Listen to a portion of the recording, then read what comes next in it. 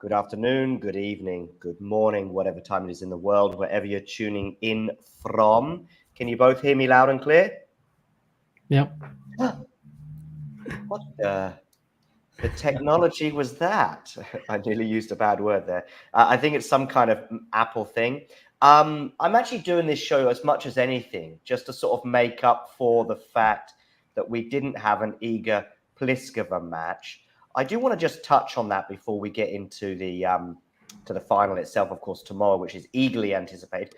Owen, I put out a tweet earlier saying, in the midst of all the excitement about this final tomorrow, I'm still a bit disappointed not to have had a semi-final today, and I didn't even have a ticket. What are your thoughts on where tennis is at and what the factors are behind this? I think it's definitely a bummer. I think it would have been a fun matchup. I think anytime we get to see like a huge server against a great returner is always fun. Especially if the huge server is not exclusively a serve bot, which Pliskova is not, I don't think. So I think this is much more exciting than, an Isner Djokovic match or something like that. But, I'm okay with it because, as you touched on, this final is pretty anticipated. So I'm sad for Pliskova, but I'm okay with it as a fan. What do you think, Vanch? I put out a tweet basically just saying, look, I just think there's too much tennis, and someone who's being made. I guess the argument against it, Vanch, is that the players have a choice, but I'm not always sure that they do have a choice. Yeah, in this case, there wasn't really much Pliskova could do because, I mean, she played in Cluj last week and won the title there and then flies over and basically plays the next day in Doha and has been playing for 8 consecutive days, 9 matches in 10 days. It's just a lot of tennis. And honestly, she's done so well to even get to the semis this week. Like, coming back from deficits in every single match that she played and basically like just surviving somehow. And like her wrist is like totally bandaged up. And, I was kind of fearful that this might happen like today. Not that she'd necessarily withdraw, but I thought maybe, she would play a few games and then possibly it would just be too much and she'd have to retire. So for me, it's like one of the most understandable walkovers ever, just given given the amount of tennis. It was just a lot. Yeah, I saw that tweet earlier. All right, I'll stop being curmudgeon. I don't know if you use that word in North America. And I'll start getting pumped for. Is this going to be? Do you have that word, Vanch, in North America? No, it's very British, but yeah, I have. Yeah. I mean, basically, if anyone who's a non-native speaker, anyway, is not familiar with the word curmudgeon, just tune into a podcast with Damien. Done, ticked. That's my English lesson for the day. Owen, I think this is the first final. Am I right between Rybakina and Swiatek? Vanch's it is. It's the first one. So 3-1 the head-to-head, Owen. And I saw a tweet from you earlier on that, and I think I pretty much agree with that narrative that if Rybakina wins, it becomes a sort of a thing, if you like. If Swiatek wins, then we just sort of the world is back to normal and we get on with things, right? Yeah, it's interesting. And I get the sense that, Tennis 1F data analyst and digital media content creator Vanch is going to disagree with me on this one. But I think that Rybakina is deeply in Swiatek's head. I think their matches in 2023, you have 2 straight set wins for Rybakina, and then kind of an abbreviated match in Rome in which Swiatek was way ahead, and then kind of picked up a physical issue and didn't end up finishing the match. But I think even that is not great for her mentally because she had this huge lead on her favorite surface, and then Rybakina kind of came back at her. So I think injury notwithstanding, I think that kind of will build Rybakina's confidence. And Swiatek's one win against Rybakina was in 2021. And I think that you could argue that was long enough ago to be no longer relevant to the current state of their rivalry. So I'm curious to hear what Vanch thinks. I think it's a pretty solid advantage for Rybakina in this one. Vanch? Interesting. Yeah, I mean, so I don't disagree about the Rome thing because that was a match that was on Iga's racket and it did kind of turn around and then she got injured. So that is something that had she gone that, maybe already the narrative would have flipped a little bit and it would be 2-2, or we'd kind of be like, okay, Iga came back on the clay and then it wasn't as much of a problem. This one actually, this should be more it should be more played on Swiatek's terms because I mean not only has she had the walkover, like she's really really dominant in Doha. You know, like she barely loses any games, and like over the last 3 years, no one's even managed to get 5 games off of her in a single set, and it hasn't exactly been easy competition either. You know, there've been like Danielle Collins and you know Pliskova in the past, like so many players like Sakari, Sabalenka, you know, like a lot of really good players that in this new version of Iga is just so dominant against in these conditions because like they're slow enough. It's like kind of a medium pace hard court where it doesn't feel like, you know, first strike tennis, super flat hitting is going to necessarily just hit through Iga like it would in Australia, for instance. So I'm kind of curious to see what happens when they do get into baseline rallies and if Rybakina's serve does get neutralized because Swiatek does have an edge in terms of movement, in terms of, you know, just point construction in general and like using her heavy topspin forehand. So I'm curious to see how that pans out. If Rybakina actually beats her here, yeah, then we can really be like, okay, this is a matchup thing. This is definitely something like you know Iga's, you know, Rybakina's in Iga's head, and like you know we can sort of take that. But I also think it's been a long time since they've played each other. Like you know the last time they played was in Rome, and it's been almost a full year since then. So I still think, yeah, like it's been a while since we've seen this one, and like they played 3 pretty close matches back to back, you know, last season, in sort of the first 3 or 4 months. So this one, I think, will be a little bit different. I kind of am leaning Swiatek just because of her dominance in Doha, and I just kind of think this one should be more on her racket than in previous meetings. There's a few answers to some questions that remain unanswered at the moment in women's tennis, and or at least they're questions that come from me anyway. One of them is Sabalenka kind of has this sort of Australian thing. I know it's still a very small sample size, but where she did kind of just keep failing to get over the line from May last year until January this year, and I still will countenance Owen's argument that she's the best player in the world, although my argument has probably got weaker since we spoke about this a month ago and Owen's has strengthened. But listen, but that is one of the questions that I think could end up being answered in the next few weeks, few months. Another one is Rybakina, in that she keeps having these inexplicable losses at slams, and her slam form is kind of a bit weird when you compare it to the rest of the tour when she's healthy, at least, especially at 500s, it seems.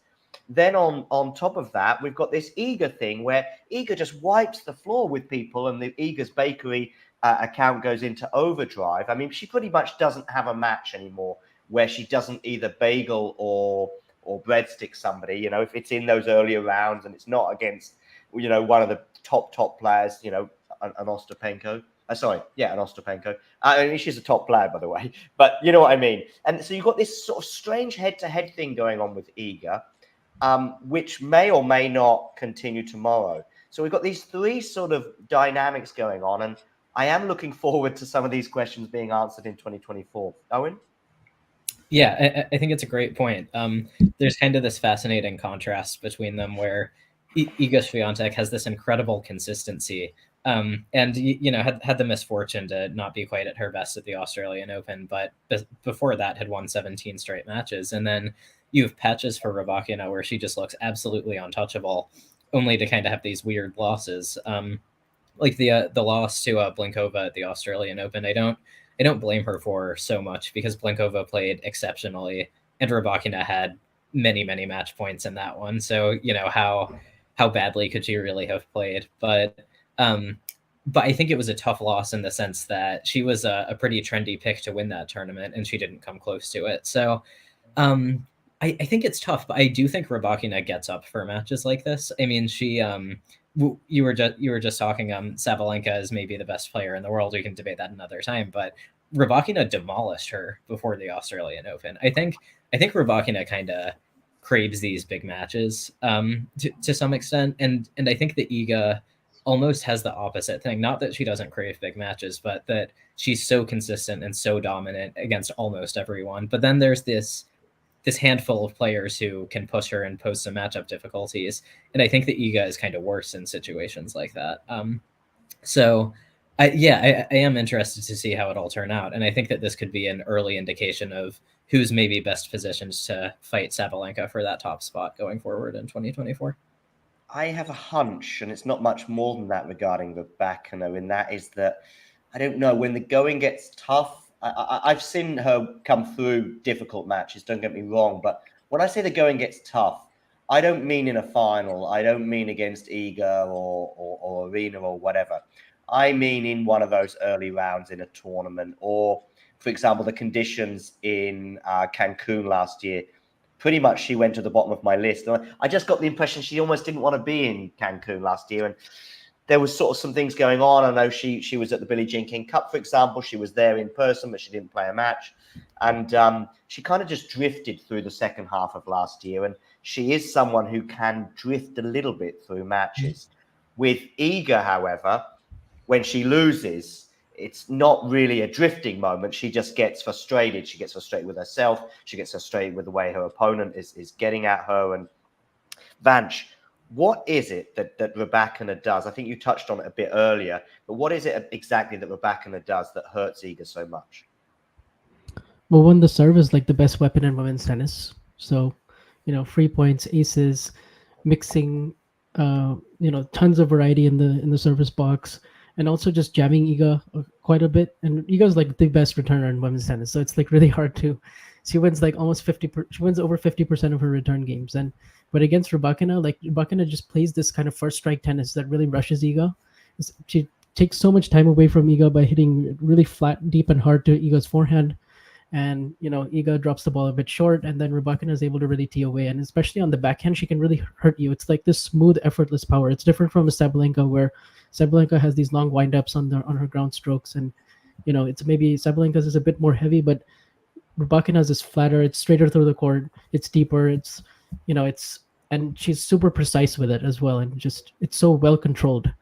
And so the key thing is to then like get her moving side to side, but even in the corners, actually, for her length and for the way that she produces her ground strokes, she can be quite deadly on like push to her backhand as well, because she has this like really clean strike where she can hit it sort of semi-open stance, and it's like really it kind of neutralizes everything that Iga's trying to do. And I remember in Indian Wells, it was just not even a contest, because off the return as well, that's another area where Rybakina really hurts Iga, especially on the second serve return, but even on many first serves, she just connects, and it's this really nice pure strike that just leaves Iga like just completely rushed and starved of any time. And then Iga's just having to just play defense on her forehand, and I think she'd prefer to play more defense on her backhand, to get the big forehand into play. But if she's constantly having to be a step behind on her forehand and defend from there, then she's in trouble. And then all of a sudden, all these rallies are between 3 and 6 shots, and that's huge advantage for Rybakina. Can I add on to that just for a second? Yeah. Yeah. Everything you said, I agree with, Vanch. They're great points. And so something else I was thinking of when I was watching their old highlights before we started this is that you mentioned that Iga has the edge in movement, and that's totally true. But I feel like against Rybakina, it's almost not really relevant, because Rybakina doesn't really want to run you side to side. She wants you to leave the ball hanging, and then she immediately hits a winner. So like Iga's ball is spinnier than Rybakina's, but Rybakina's is heavier. So once she's on the offense, it's not really like I'm going to build the point. It's like I'm going to hit a winner immediately, and that happens, So like great movement is not all that relevant against that when Rybakina is hitting the ball well. And then the other thing is her returning. You mentioned, Vanch, the second serve return. Yeah, Rybakina is just a destructive second serve returner. And with Iga's serve kind of already being a weakness, it puts her in a bit of a bind where if she goes for aces on first serves, then she's going to miss a lot and have to hit a lot of second serves. But then if she goes for safe first serves, she's not getting any free points because, like you mentioned again, Vanch, Rybakina gets those clean swings on the first serves too. So it's just a really tough balance sometimes where Rybakina is like attacking all the time and Iga is just on her heels, but because Rybakina's shots are so heavy, she can't even really defend. Sorry, just having a quick look at some things in the chat. I just wonder if some things that have been going on. I haven't seen Rybakina play this week, but Jean is keen to mention some of the things that she's been up to that could be slightly different. For example, today against Pavlyuchenko, she hit some nice volleys and drop shots. This is regarding Rybakina, of course. And he actually has a question for you, actually, Vanch. Rybakina coming to the net and using drop shots this week may be a bit of a tactic she can use tomorrow.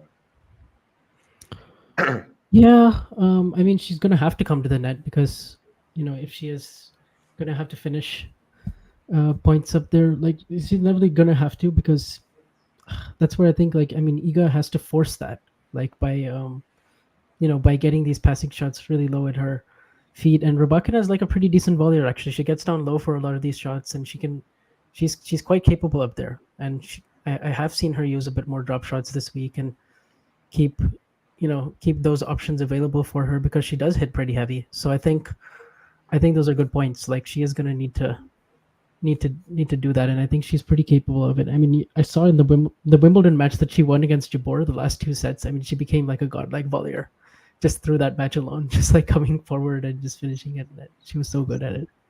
Conditions, Owen. I with Iga sort of move around a bit, because we've got, with the Sunshine Double, you've kind of got more or less the two extremes on a hard court in terms of Indian Wells being slow and stodgy, and Daniel Medvedev's famous words of he's a hard court specialist. This is not a hard court, came there, and we know what he means. And yet Miami's this super speedy sort of surface, so it makes that Sunshine Double even trickier to manage in many ways. But it is something that Iga managed in 2022. So, and there's other fast courts where I think she does okay, but then there seemed to be a mini Pagula problem, or certainly I remember the United Cup in Sydney at the beginning of last year. So I think she probably does prefer a slower, stodgy, clay-like hard court. Where is Doha on this sort of list of speeds? So yeah, the conditions are kind of the X factor to me in this matchup. And I like what Vanch said earlier about like these. It's kind of like did you say like sort of medium slow, Vanch? Yeah, it's about medium pace in general, but it's slow enough where it's slower than Australia. Yeah, I think that's probably the biggest thing that Iga has in her favor here, because that's going to neutralize Rybakina's serve to some extent, give Iga a chance to really get into return points with like hard and deep returns, and maybe also like lessen the effect of Rybakina's kind of attempts at winners as well, like we talked about. Like, it might make it a little harder for her to just like club a winner the first chance she gets. So I think depending on the impact that has on the matchup, I could, if it turns out it has a big impact, I give Iga a much better chance. But if she can't really slow down like the Rybakina freight train, I think it's going to be extremely difficult. This is just my press pass for the Argentina Open, where I'm covering it on the ground for talking tennis, which is what everybody wanted to know. I'm glad I got a giggle out of you two. Hopefully one or two others are giggling in the chat too. But anyway, Vanch, what do you think to what Owen just said, despite my slight distraction there? I agree with that. That I definitely think the conditions are the X factor and probably favor Iga a bit more in this matchup, just because it would neutralize Rybakina's ability to hurt her right off the first strike. And that's key, because also another thing is that Iga is going to want to like look to change directions in the ground stroke games as well, because Rybakina loves to hit her forehand cross court like most players do, but for her it's like really her preferred pattern. Like, that's how when she does get into those longer rallies, she prefers to sometimes just roll it cross court with plenty of depth and then set up her next shot, albeit a backhand cross, or go big with the forehand down the line. So Iga has to be patient, but not too patient in this one, because she also has to be willing to take the offensive and show Rybakina that she can also end points with some good first strike tennis as well. I think serving will be really key. So far, I've noticed this week Iga's been hitting a lot of body serves.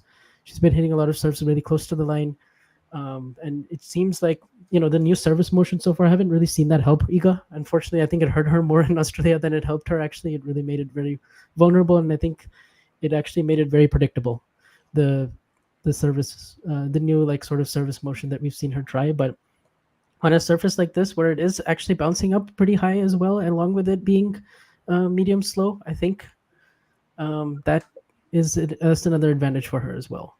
So I think another reason that I'm looking forward to tomorrow's match and why I'm sort of leaning towards Owen's tweet about this will give us a much clearer indication, because Iga could win tomorrow and then lose the next two, but she's won a couple of matches against Rybakina, so it's not a thing. And one of the problems I have with these 4 matches is that I don't know. I mean, I think it was Owen who said the first match was a while ago, blah, blah, blah. Maybe we could just ignore that one. There's a retirement in Rome. And I think all of us would probably agree that in a normal scenario, on a normal clay court, and when I say normal, I mean Paris, Rome, not Madrid, Iga's obviously the favorite. So we can and there was a retirement there. So maybe we need to put that one to a side. So then we've got these 2 middle matches. And I guess it's just a case of both of them ended up in the Rybakina win. I think 1 or 2 people have suggested that Iga's health in Indian Wells wasn't great at that stage. In fact, I think she pulled out of the next couple of tournaments. Yeah, she had a rib injury in that one. So she pulled out of Miami, she pulled out of Stuttgart, pulled out of Fed Cup. I mean, Beijing King Cup after that. So she played Stuttgart, I think, but yeah, exactly. Yes, that's right. No, you're right. She played Stuttgart, yeah. So I guess maybe we're sort of... I mean, that gives us one other match, and that was Australia. And I don't know if the conditions are exactly the same here. So, yeah, I just think there's too many asterisks by all of this stuff. Owen? It's interesting. I think on the one hand, you can kind of look at these recent matches and say that Swiatek really didn't play that well in any of them. Like Indian Wells, you kind of had the rib asterisk. As Nick Carter points out there, Rome, Iga may have won.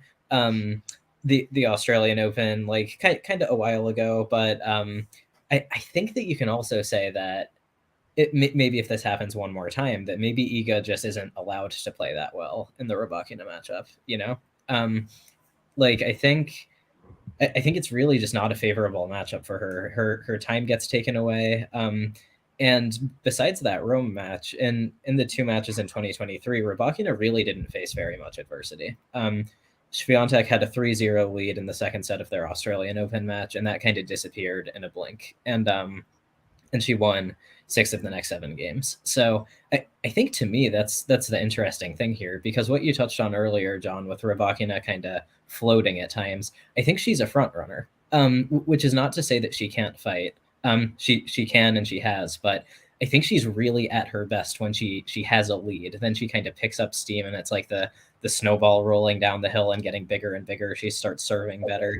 And I think she's sometimes not the same player when she's behind. So to me, that is the question. Like, can Swiatek make her uncomfortable enough that she has to try to adjust somehow? Because I think if Rybakina is just allowed to play her standard game, she's going to win. Let's get to some predictions, shall we? I think I have a bit more clarity in my mind after this discussion, but it might surprise you because I'm actually erring a bit more towards Iga right now. I can't tell you exactly why, but something that was said I was looking at, maybe it was as I was going through those previous matches and looking at maybe 1 or 2 more asterisks beside the Iga losses than the Rybakina ones. Rybakina has had her inexplicable losses, indeed, even this year. So I am probably just leaning towards Iga right now. And maybe that Indian Wells match can be forgotten about. And I do think that Indian Wells is a tournament that suits Iga more than maybe any other on a hard court. Vanch, what are you thinking? Yeah, I'm sort of leaning Iga in 2 very tight sets.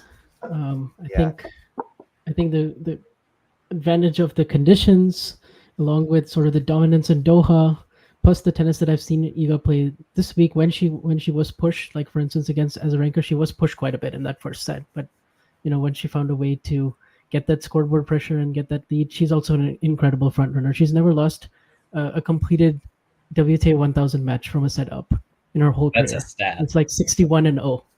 So say that again. Say that again, Vanch. So every time she's won the first set in a WTA 1000 match, she's never lost a completed match. The one match that she did lose was the one to Rybakina. So if Iga wins that first set, it's pretty tough to stop that freight train. But I guess everyone's getting called a freight train. Everyone's a freight train these days.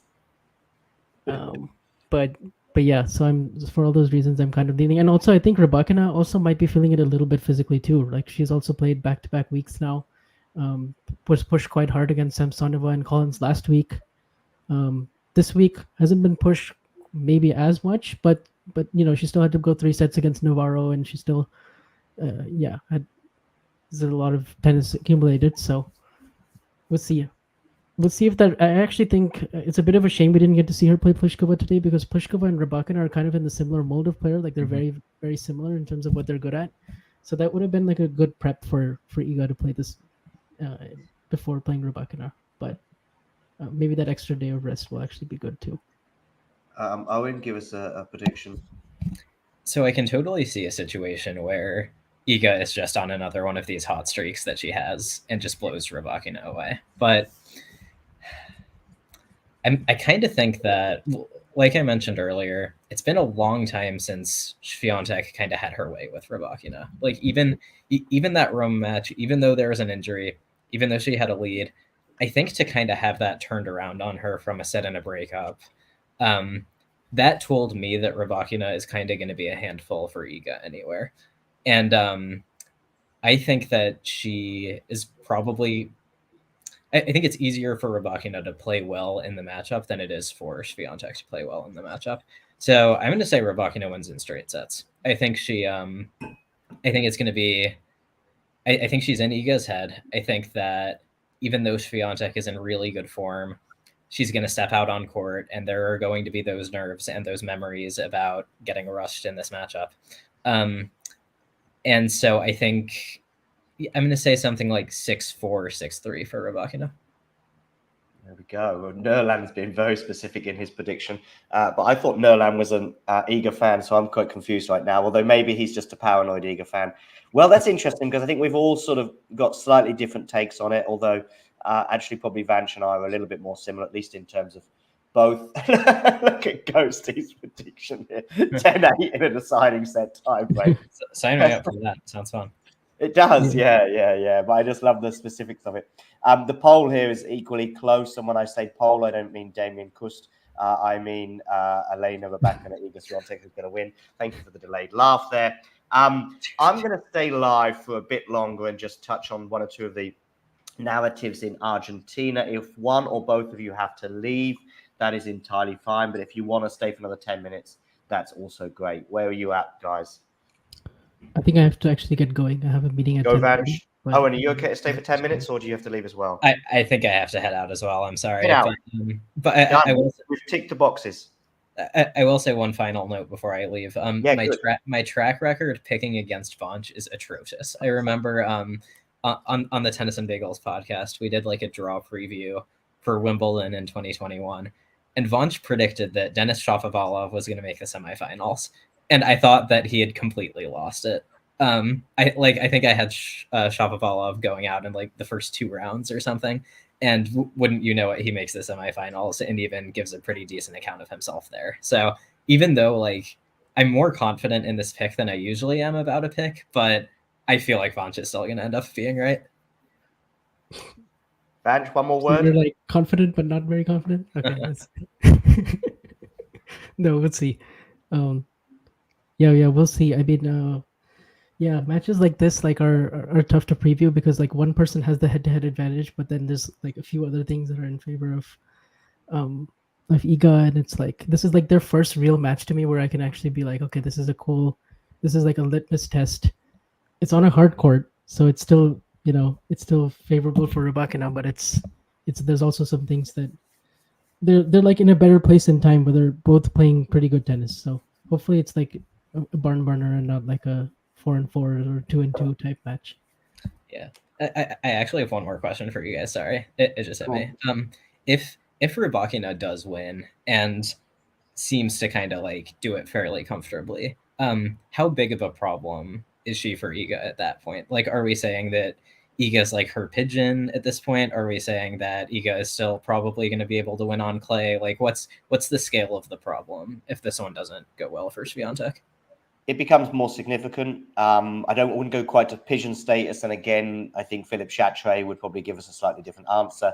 but it would appear a bit more of a, I think it would be even more concerning than the Ostapenko thing.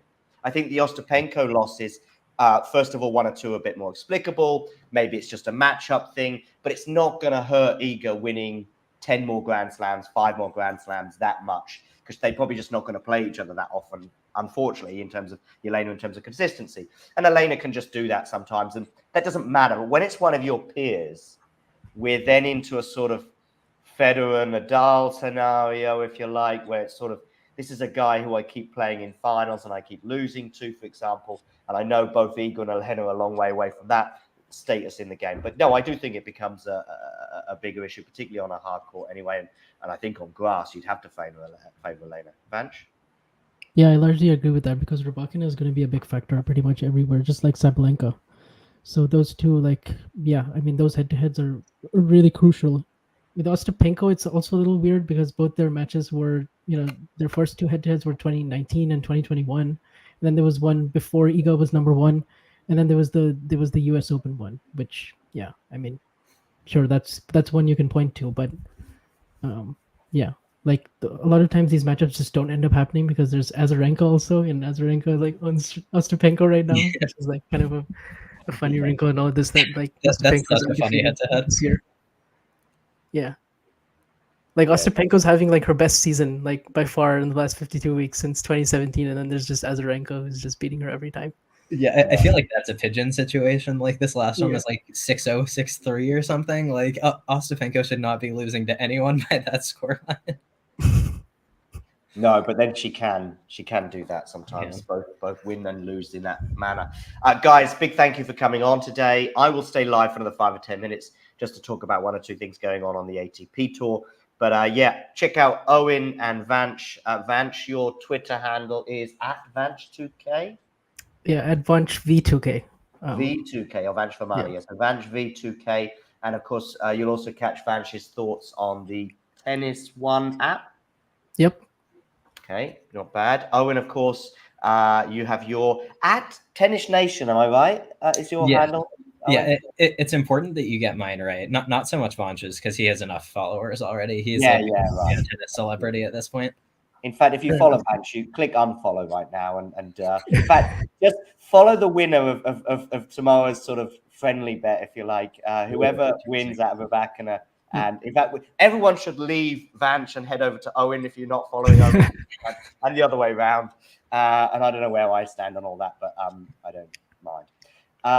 So anyway, but of course, Owen as well with the Popcorn website, which I've been pillaging somewhat over the last 18 months. Pillaging, is that right? Pilfering. One of those two pill words anyway, taking and plucking various members of that team.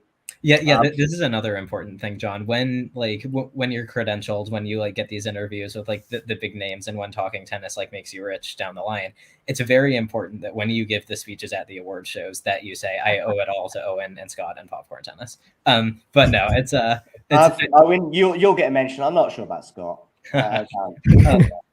But no, in all seriousness, I think that the fact that a lot of the same people have written for Popcorn and talk to you for Talking Tennis is kind of a sign that these people are just great people in the tennis community who have thoughts that are worth sharing. So.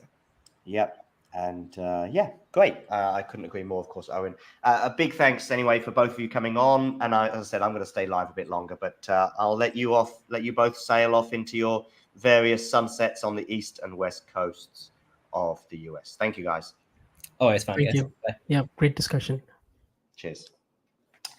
Cool. So as I said, I'll stay live for a little bit longer just to talk about some of the things going on in other parts of the world on the ATP tour. Maybe you, by the way, in the live chat, you can help me a little bit because I have very little knowledge of what's been going on in Delray Beach, apart from the car on the court where people are watching the matches and people on sunbeds there.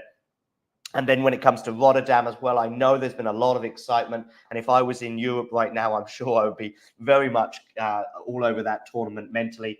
But all I can see is on this screen, we've got Milos Raonic in the quarterfinals. Can somebody tell me how is Milos Raonic in the quarterfinals in Rotterdam? Get your comments in about Rotterdam right now in the chat.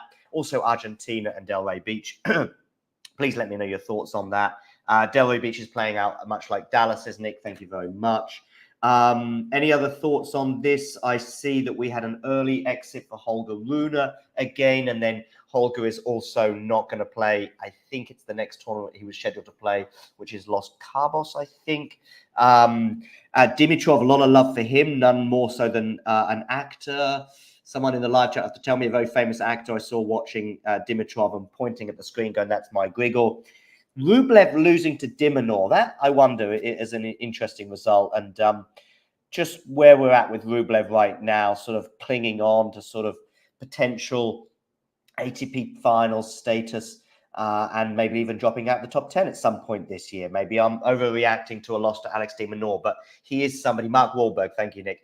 Mark Wahlberg is not playing Rotterdam, by the way, nor Delray Beach, but he's the actor who seems like he's got a bit of a bromance going on with Grigor Dimitrov. But no, with Rublev, I just wonder. De Minaur beat him in Rotterdam last year as well. I remember having a chat with Damien around the time of the ATP Tour finals last year and thinking, which one of these guys is not going to be here next year? And, you know, Alcaraz, Djokovic, Sinner, Medvedev felt like, you know, shoo-ins, as we would say in the UK, pretty sure that they will appear there. Then that means you've got the rest of the sort of ATP Tour finalists, which were Rublev, Tsitsipas, Zverev. Zverev feels pretty sure as well, and I'm probably missing one player, but Rublev was the kind of fall guy in our chat. No ghosty, he was just on his TV, just pointing at his screen going, this is my man, Grigor, this is my man. And he posted it on social media. And the head-to-head now is 4-3 in de Minaur's favour, and had Nick there saying he was just typing that out, I think. Okay, nice one there for Shevchenko. Dimitrov is just becoming Mr. Consistency, and he's beating everyone who he should be, particularly on a hard court. So he's into the semi-finals. I guess he's up against de Minaur. That'll be exciting. Can anyone stop Jannik Sinner, though?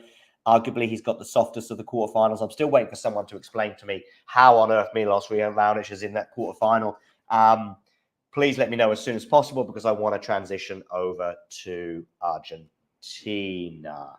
Nice comment here from Ghosty on Shevchenko getting better. By the way, do hit the like button on this video, please. And if you haven't already done so, hit subscribe. Let's see how many subscribers we have right now. Some. Lots. We're trying to get to 6,000 as soon as possible. I am in Buenos Aires, by the way, so keep up to date with all the stuff going on here. Miles is in Delray Beach as well, so please hit the like button and subscribe to the channel so you can keep up to date with all things tennis. Okay. Raonic had impressive straight wins against Jesper de Jong and Bublik. Okay. Bublik, that seems a bit inexplicable, but that's Bublik for you. Okay, let's finally have a look at the Argentina Open. I will be getting my skates on, as we would say in the UK, to race off there at the end of this podcast. So we've got these four matches. I see Lajovic lost already to Diaz Acosta. I don't know if I'll make Diaz Acosta's press conference. It's going to be in about 45 minutes. So I'll see if I can make that. But actually, I didn't manage to watch that game because I was having lunch. Bad John. But I will be in attendance for the other matches. Baez, Correa, I might miss the first few games, but I'm very lucky that I'm very close to it right now. Gene as well, just mentioning that serving and returning very well. Listen, there's been a few stories coming out of Buenos Aires this week. And what are they? I think Cam Norrie is one of them.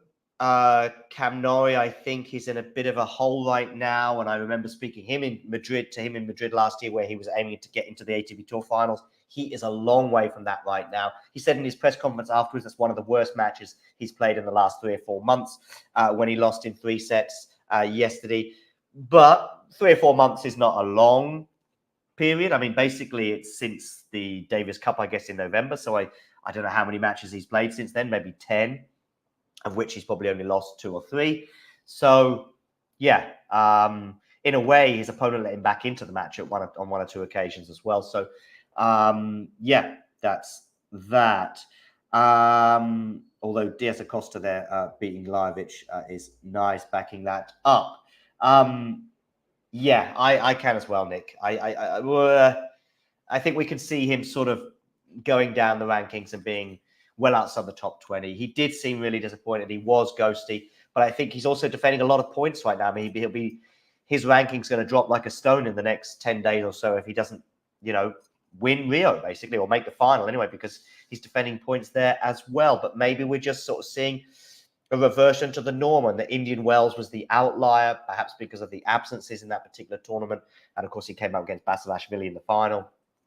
And also clay, is that going to be, I know he loves this sunshine, this golden swing. So I don't know, I think I called it the sunshine double before, but I know he likes this golden swing, but I just wonder if maybe we'll see him here again next year. He might go back to the hard court swing at this period, either in North America or perhaps North America might make sense.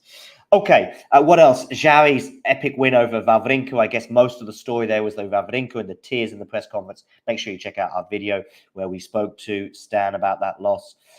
Seemed to take it hard, but primarily because I think he had a lot of love from the crowd here. Anyway, he's off to Rio, so make sure you catch up with him there. Baez and Correa are about to get underway. And then Alcaraz is probably the other sort of semi-story that's been emerging this week. Tears in his eyes, Ghosty. Tears in his eyes, let's say that. But it was because I think of the warmth he was getting from the crowd, where there was a lot of support for him, despite coming up against a South American, albeit a Chilean, in that match a couple of days ago. Really, will he drop out the top 40? I didn't know that, Nick. Wow, thanks for that mathematics there, because it's even worse than I thought. Anyway, Alcaraz, yeah, I think the win yesterday doesn't really alleviate too many of the concerns about Carlos right now. The forehand was looking much better yesterday, which I think has been a slight issue for him in the last 6 to 8 months. People are getting at him a little bit, particularly the serve, and Carlos had to come back from a breakdown yesterday. Yeah, so questions remain, and I don't think they'll be dispelled, even if he beats Vavasori today. And probably Carlos kind of has to win this tournament now to at least stay on par. So yeah, that's that. Do like and subscribe, and good to see some regulars in the chat, and we'll speak to you all again very soon. I'm off to go and see some tennis. So yeah, won only 12% of second serve points yesterday. Yeah, Gene, I think there you go. Getting at that serve, particularly the second serve. He was even being drop shotted yesterday, which was quite funny to see. And it was an entertaining match, albeit that I think inevitably Carlos won. In fact, once he broke back at 2-2, which was a pretty lengthy game, I think the writing was on the wall for Carabelli, and that's how it turned out. He should do. Yes, indeed, Nick. By the way, we're going to have a live watch along for that match. Later on, I think Damien's going to be bringing us that for us in about 3 hours from now. So, yeah, tune in for that. And to everybody else, you know the drill. If you enjoyed this video, make sure you hit that like button. Don't forget to subscribe and click that notification bell so you don't miss out on all things tennis.